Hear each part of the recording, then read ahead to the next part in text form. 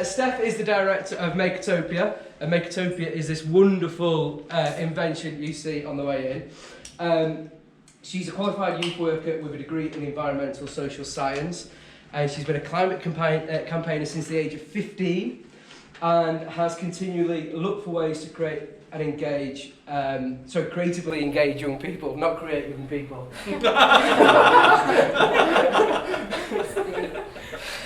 The public and decision makers in the noble business of saving the world. Nothing more, nothing less. Discovering pedal-powered electricity generators at the age of 17, catalysed a mission to use practical activities to empower and connect climate activities. And Makertopia is around crowdsourcing visions of the future of Leeds and the future of cities. So everybody, Steph. Thank you. So yeah, I guess one thing that you might be thinking, looking at myself and my photo, is, well, she's only 18 now, so she's only been doing it for 3. I'm actually 29, would you believe it? And so this has kind of been what I've been doing for the past 10 years, maybe more. So Makertopia initially started off as Cyclops pedal power. It was mainly around pedal-powered electricity generators, and the main reason for that was because I was a climate campaigner. I was going out and I'm like, people don't want to listen to what I've got to say, and I feel like what I've got to say is really important. I've since learned that other people have important things they want to say as well, and that actually part of what I'm doing should be finding out what they've got to say and facilitating a conversation rather than just trying to get across my agenda and what I think is important. And what's really struck me with all the climate campaigning stuff is that the people that are making visions of a sustainable future are generally kind of white, middle class, university educated people who have the best of intentions a lot of the time, but they're only one side of the story. So how can we go into communities and how can we get other points of view and put them together in a way which allows them to negotiate with decision makers on a more equal footing. So I was quite involved in climate activism for a while, lots of anti-fracking, and because I studied a lot of energy policy stuff, I was sort of trying to quote facts and figures to people to get my points across, and A, it was hard for me to remember those things, and B, people were like, yeah, I don't care. So I'm like, how can I make some kind of interactive game where people can answer questions for themselves, there's data attached to these game pieces, and people can construct a sustainable energy system that they think, yeah, I think that'll work for the UK or that'll work for our city. So it really started out as that. I always wanted to take it in the direction of looking at more social and economic issues, but I don't think the discourse and the world was quite ready for that yet. But since, over the past couple of years, we've had the climate strikes, we've had Extinction Rebellion, we've had the IPCC special report on 1.5 degrees. So now when we start talking about climate change stuff, people instead of going, all right, yeah, that's cool, they're like, oh yeah, it's really important, isn't it? So I've really noticed a difference in how people respond to this project and how people respond to discussing climate change. But what we're still not seeing is that real understanding that social inequality is at the root of climate change, and that we need a huge cultural shift and lots of new ways of managing our economy to actually bring emissions down that far. And what I'm trying to do with lots of different people that I work with is create pathways to show that just improving on business as usual isn't going to get us to where the science says we need to be. So at the moment we've got a research fellowship with Leeds University. So Andy Goulson has been leading on a project called the Leeds Low Carbon Roadmap, which is how they think Leeds will get to zero emissions. So we're going to make an interactive version of the Leeds Low Carbon Roadmap, because if there's one thing I've learned in my role as a youth worker, it's that 15-year-olds don't read climate change reports. I know what I was doing when I was 15, you know. So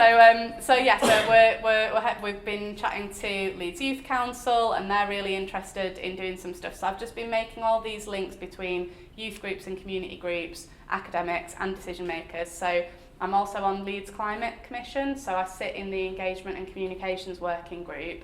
So what I've been doing in there is kind of advocating for more ways that people can get involved with the Climate Commission and policies that happen in Leeds around climate change, and just trying to draw it all together. So we were asked to help out with the big Leeds climate conversation over summer, but unfortunately it just wasn't ready yet. So it's a lot of you may know, tech projects take a lot of time to develop and test. So yeah, my background really isn't in coding, and I think, yeah, I kind of got into coding because of the pedal powered generators, and so I joined Leeds Hackspace, and then there's other people there that were making cool stuff, and I got interested in programming LED lights, and I think you just absorb a lot of stuff by osmosis, and I think that's a really nice way to learn. And when we were creating this board, I remember having a conversation with the rest of my team where I was like, I think we're going to have to use RFID sensors. And they were like, we really don't want to do that because there's 30 of them. Like, nobody's ever put 30 RFID sensors that close before because they'll interfere and stuff. And so, yeah, a huge challenge for me has been managing coders, welders, electrical engineers, when I don't really know that much about those things. So it's basically been like, I've got a vision, I want to build this rocket, and I need some rocket scientists, and people are like, what kind of rocket scientists are they? There's a lot involved in it, you know, there's very specific job roles, and I'm like, I don't know, give me some options. And they're like, so trying to bridge that gap. And I think what I really want to do when we go out and work with young people is say, there's a lot of skills and roles out there in the tech industries that are about communicating and designing projects, not just doing the actual coding. And I think, yeah, what I've really enjoyed meeting Up Digital and stuff is just finding out, yeah, who are those people that can bring projects together like this. So I'm going to press the button. So yeah, this was our first version of Model Futures, which is what we call this game. So this one very much looked at the emissions in Leeds. So you could put down different types of industry, housing, transport, fuel mix, and it was all based on lots of data. We used stuff from the Zero Carbon Britain report and the National Grid Future Energy Scenarios. And this is a little model of Kergate Market.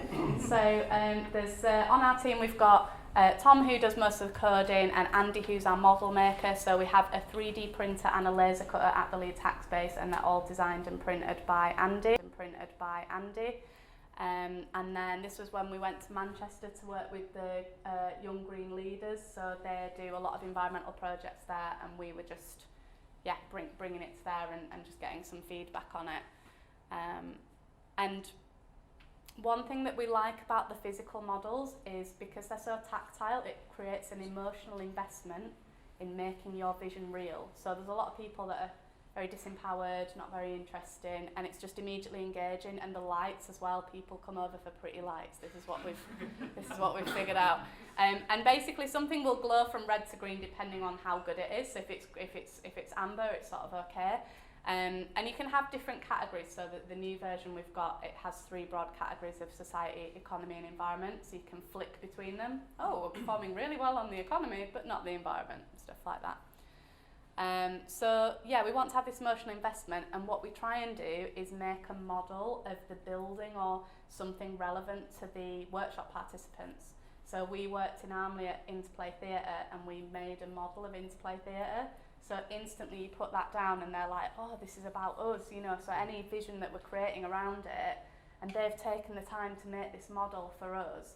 So we're really trying to do more legwork for these disengaged communities, because it's not that they're disengaged, it's that the decision makers have disengaged. And so, yeah, we're trying to facilitate some of that stuff.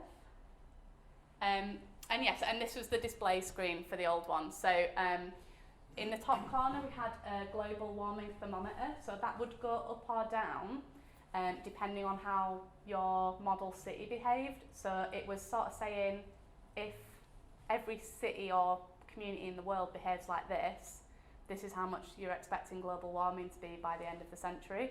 So it's this really instant visual thing of, oh, if we do that, that's going to drive up emissions. And then here as well, we had some clouds. They'd get bigger or smaller depending on how big the emissions were. And then this showed the different categories. And again, you could see the colours of the bullet points corresponded to how low emissions they were. But then I was like, well, we're only looking at one angle, and I want to look at something more. So this is Andy, this is our lovely model maker. And this was us at the People's Powerhouse Conference, which was just last week, and the People's Powerhouse Conference was looking at the Northern Powerhouse and how that's been very London-centric, and where are the Northern voices in that discourse. So we were using the Model Futures Board to explore a vision for the Northern Powerhouse. Now what's really great about this game, and because it's so flexible, is conversations go directions that you never think they're going to go. And I remember some people talking about how far families travelled and how far kids travelled, and they're like, you wouldn't believe how small their like movements are. Like some people have literally never been a mile away from their home, and for me I'm like, oh, I can't get my head around that. I'm like, I know that some people might not get taken on foreign holidays, you know, if you're a really low income family, or you know, you might have, you know, a disabled relative and that limits where you can go, but they didn't know that they had a river like 2 miles away. That's wow. So it really allows people to bring up issues that then you go, so actually if we're thinking about getting young people to use sustainable transport, that might be about an intervention that takes young people on the bus with a youth worker and shows them how to get that bus, because they've never done that before, and after they've done that, then they'll start getting the bus again. So you don't know what the barriers are unless you let that conversation flow. So that was really interesting. What else do we have? Oh yeah, that was the tile. So yeah, you can play with the models that we've already got, but you can also make your own tile, and you can all have a go at doing that today. So it's as simple as these little things here have a radio frequency ID sticker in the bottom, so you can program that sticker to behave in any way that you want. And it's as simple as just putting a bit of paper in it. Usually we've got like stickers and craft materials as well, so you can actually spend a long time. So if we're working with like a youth group, we'll spend a long time doing that. And again, it's just another way to engage people. So it's really kind of marrying up that arts and craft stuff with the tech stuff and these like very project focused conversations. So yeah, this was kind of the design for the new screen. I was like, I want emoticons. And I drive our coder mad because he's like, why can't you just have numbers? And we wanted to, we've compromised now. I just wanted something that a 7-year-old could look at and go, yeah, I know what's happening there. And I think we have to find ways to get this information across in a really accessible way, because everyone needs to understand how we solve climate change. So these were just some examples of things that we could have on the screen. And what I'm wanting to do at the moment is design a very drag and drop display screen, so that in a particular workshop people might go, I'm not interested in the economic cost of climate change at the moment, I want to know what the impacts on mental health and physical health are. So let's get rid of that, create a bit more space and put some graphs in or emoticons that are relating to that, because you get just as much information about what people want to talk about than about how they're talking about what you've presented to them. So what we wanted to do is allow people to set the agenda as much as possible. So we might come in with, this is what we think we're going to talk about, but people can pull it apart and then reconstruct it, and then you can compare all these different display screens and scenarios and go, interesting, see what comes out of it. So we did an eco-hack workshop at Leeds Library with some families, and we just wanted to like teach them a bit of coding. So we've got a code and craft board over there which you'll get to use. You put a sticker on the tile that you've created, put it on the board, and then they had some handouts and they had to basically copy the code, and we were sort of just teaching them what code looks like. I mean, this is a JSON object or JavaScript, so you'll see. JSON, thank you. And these are just the scores that you give it. For this one, they could score it from 1 to 5. So 1 would make it score red really badly, and 5 would make it score really green. And for this session, the 3 categories were, how well does something help you reduce, reuse or recycle? So again, we could change the categories And then on the board, on the code and craft board, there's some little buttons on the breadboard, so you can cycle between the 3 categories, and it'll show you what colour it'll glow for each category, so just so you can check it. And then, yeah, you press a button and it'll send it to the main board. Now it does it automatically. And yeah, so this was some people having a go. You can see there's like loads of craft materials. So they had a sheet where they had to sort of write down, they were doing some research on the computer. And then you can see here, this was like a card waiting to be programmed. This is the code and craft board. And then out of that workshop, if people come up with really good ideas, we then go away and we make a tile out of it, and then that gets used in future workshops. So the bike swap shop was for kids' bikes, so as kids got older, they could take it back and swap it for like a bigger bike, and then a younger kid could have their old bike. So yeah, that was really lovely, and yeah. And then after that, people know. This was at Hamara the other night, so we were chatting a lot about not feeling safe at night and what we could do to make that better. This is what the screen looks like at the moment. So you can add a tile, say who you are, and move the sliders up and down. And that's it for now. So yeah, I don't know how much time we've got. We've got a few minutes so for questions, but if you want to take we people could go there. over there and people could ask questions. Yeah. Is that okay? I mean, I love the physicality of it. I think it's amazing, and obviously it connects with people in a way which is probably a lot more visceral than a computer game. And there's a computing aspect to it too. But how have you thought about creating an online game that people can do this with a physical way? Yeah, so our current plan is to, and this might change, like we're just sort of starting out.